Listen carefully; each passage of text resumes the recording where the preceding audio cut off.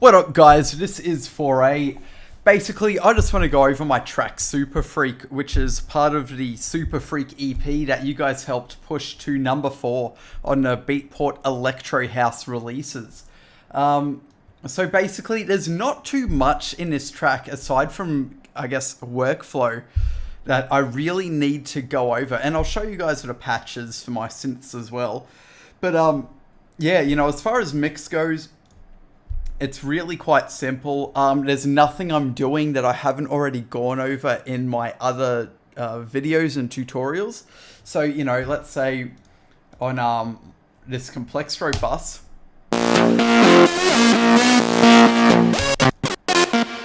I'm cutting out that 59-60 hertz because that's where my kick is most dominant. I've got a few things like that, and just everything's pretty stock standard. So yeah, I won't be going too much into, how did you do the mix? Because it's all very basic stuff. And if you just go back to my creating space in a mix with Faure video, where are we? Come on, mate. Come on, mate. My channel, where are we? Where's my videos? Oh, sorry, Mix Down Basics with Faure. If you go check that out, that's real simple. I sort of go through a track that's coming out fairly soon, actually. It is quite different to what you hear in that video. But yeah, everything I do in that tutorial, I am applying to this track. So yeah. So, what should I touch on? I'll play the track briefly, just so you guys get an idea if you haven't heard of it. So yeah, here we go.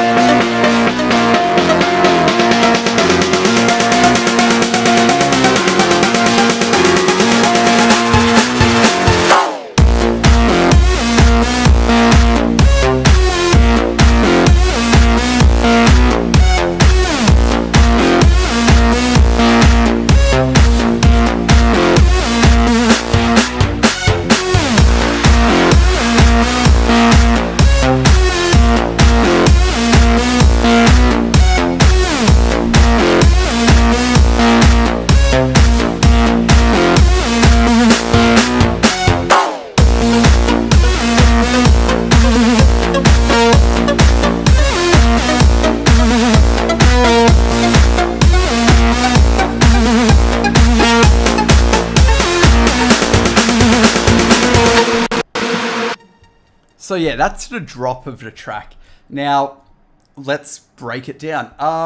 I guess really what we'll be going through is workflow of how I work when I'm writing complextro, because it's quite different to how I write a electro track.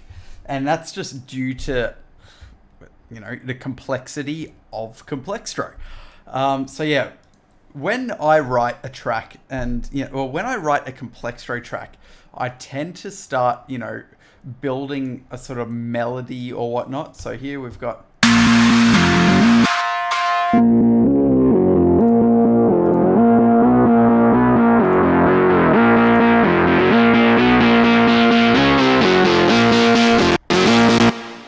So I've got a bit of an idea of what I plan to move into. So, there's nothing crazy going on there. It's just a dirty saw with a low pass opening up. So I won't go into that. What I will go into is straight into, I guess, how I structure complextro. So what I do, I start off creating one patch. So for example, that might be this. Okay, all right, that's sick. And obviously have a kick and clap playing. All right, well, I've got that. I need something else. And then what I'll do, I'll create a new channel, a completely new synth, initial patch. So I don't tend to reuse samples or, use presets I've made before. And I definitely really don't like using presets that I've found in a sample or, in a preset pack. They're great to learn from, I think, but I prefer to have a bit more personality in my music, where it's completely me. I've gone out and created it from scratch. Or, if I've gone through a preset pack or a sample pack, I find out how it's made, learn how it's made, and then recreate that. Even if I'm, pulling up both in the, pulling up two windows and just copying, I still want to just be dialing in those figures from scratch. It's just a bit of an anal, a bit douchey of me, but it's just who I am as a musician. So, all right. Like, all right, sick. That sounds kind of, I guess, aggressive on those first beats of every bar, but obviously something else needs to go in. So in my head, I'll hear some sort of sound and I'm like, all right, maybe a thum might be cool or something similar. So, like, would that work? Let's find out. So I'll go through, I'll open up Synth and dial in something like, okay, that sounds kind of cool. So we'll go, I'm like, oh shit, that does work together pretty well. And, let's say that didn't work, I would just, keep playing with the sound, tweaking it, maybe affecting it differently. Who knows? It's really up to you as a producer. And, so it's, you can spend a lot of time on this or you can spend next to no time. Okay, so I go, and then something has to happen. So once again, I go about creating new patches and new channels, just filling in space, and filling in space musically, and that's the big thing. It's like, all right, sick. So now we've got these 3 layers.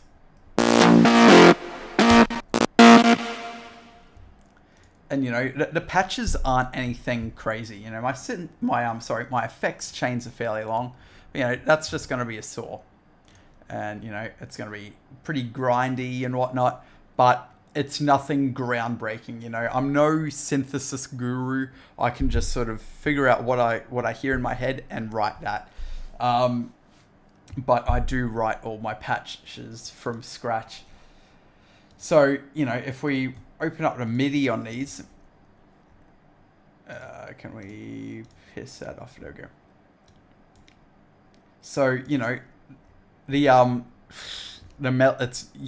wouldn't even call it a melody. It's just same note, same note, same note, and then this is like 2 semitones down or whatever. But it creates it. Complextro is really about creating texture, as well as that musicality. So that's why I use a lot of synth patches. So where are we? Hey, don't do that.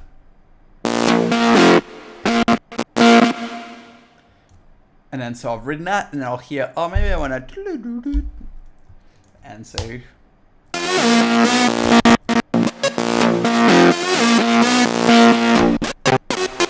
And you'll see I'm just, writing in blocks. And that's the thing that really stumped me when I was first starting to write complextro.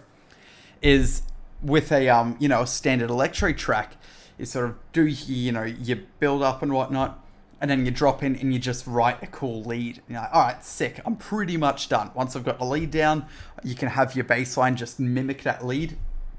But really all you're writing is your lead, and it's fairly simple. But this, you're writing melodies in short little blocks, and they all have to interact well with each other. And if they don't, it's just going to fall over. So there's 2 things you really sort of need to get a grasp of, is writing, is the workflow, and your synth design. Because it's fairly easy to write a melody, and it's fairly easy to design a cool synth. But if you can't get, lots of cool synths and lots of little melodies working together well, your complextro stuff's really going to sort of put its brakes on, and you aren't going to be able to progress too far into a track before you go, oh man, this fucking sucks. So yeah, basically,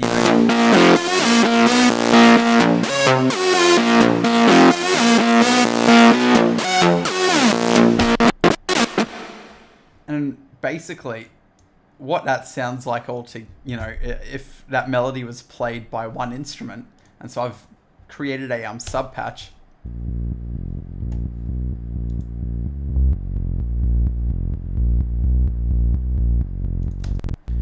So it's super basic. What I'll do, I'll bring that up a bit more. Ah, that's not even. Go on, mate.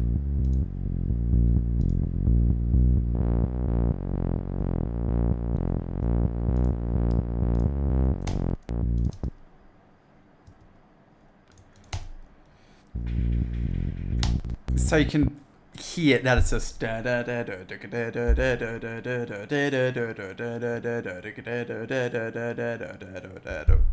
it's a really, really simple lead, but what gives it, the sort of intimacy, or not intimacy, but that real, oh wow, this does sound kind of advanced, if you will. I don't want to sound like too much of a wank here, is just using a lot of different textures. So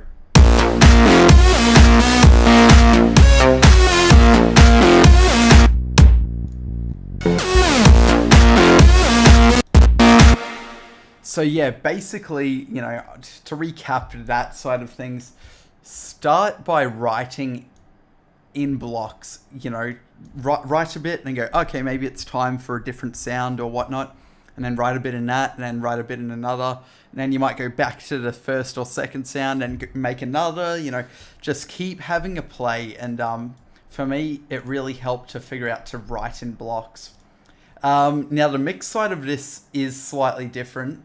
Now everything's fairly applicable from that mix down with Faure video, but what I do that's slightly different is now which EQ, yeah. So what I'm doing, I'm busing everything, all my leads into this complextro bus. Then I'm really, really high passing or low cutting, depending on which way you like to swing. So I'm low cutting a fair bit out. So let's say we have a listen.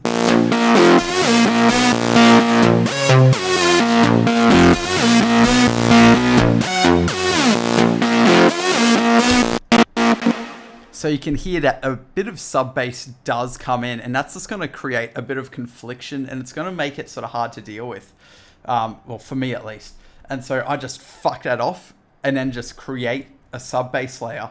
So I'm not actually having to fight with, 6 layers or whatnot to get my kick to cut through and still sound fat. I'm just fighting with one. And that was a big turning point for me as well. It was like, oh, this can be made so much simpler if I just sort of make everything a lead and let a sub bass line deal with the sub bass. That's our leads together, and then. And you can really just see that the low end really just fills out, but not too much because I'm still very kick dominant. And it's just a way I really do like writing my tracks. So that's a couple of things to sort of take away from this. Yeah, so I guess I should scrub through the patches quickly. This project will be up on Splice and probably over the weekend. So you guys can seriously download it, rip it apart, figure out exactly what I'm doing. So yeah. Boom. Just a really simple saw wave. That sounds a bit dirtier. What's it called? Yeah, so still again. Oh, fuck, I'm tired. Oh. A simple saw wave, but with a bit more chorus. So it just sort of opens it up and makes it a bit more gnarly. What are we doing here? Alright, that sounds like a, yep, so saw, square, and some white noise, just to give it a bit of airiness. So the square's slightly detuned, and it's just on a filter envelope that just opens up the high end quickly. So it gives it this real sharp boom attack. Yeah, so nothing too complex there. Then I'm just EQing and whatnot. Got some reverb. Nothing crazy. Where are we? And you can already hear that's just going to be a saw wave. And yeah, so fair bit of chorus and just distorted to shit. This auto filter. So have a play around with these controls here. They're kind of fun. Basically, that auto filter is acting, well, it's a low pass, but on a filter that opens up fairly quickly. So without that,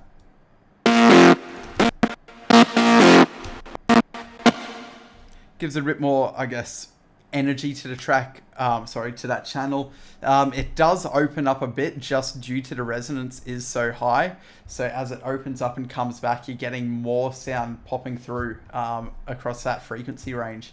Where are we? Melod. So just a saw wave with a bit of pitch wobbling, just, with these user assignable LFOs. So just sending pitch A and B to, LFOs, and they're sort of wiggling around a bit. Nothing crazy, and, just a square. Wobble. Far out. I have been staying up too late.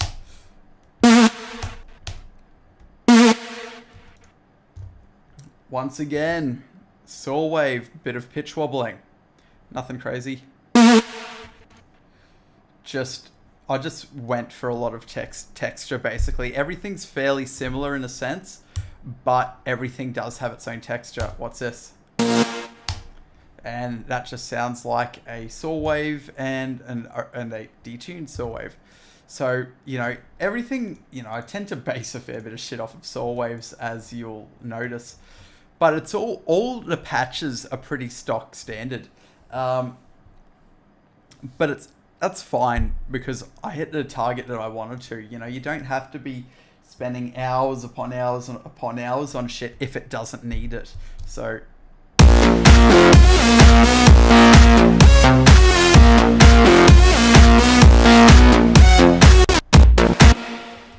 that's really all I can really tell you about this track.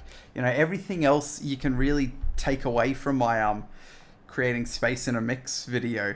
But guys, thank you for watching, and seriously, thank you for pushing me up the charts to that number 4.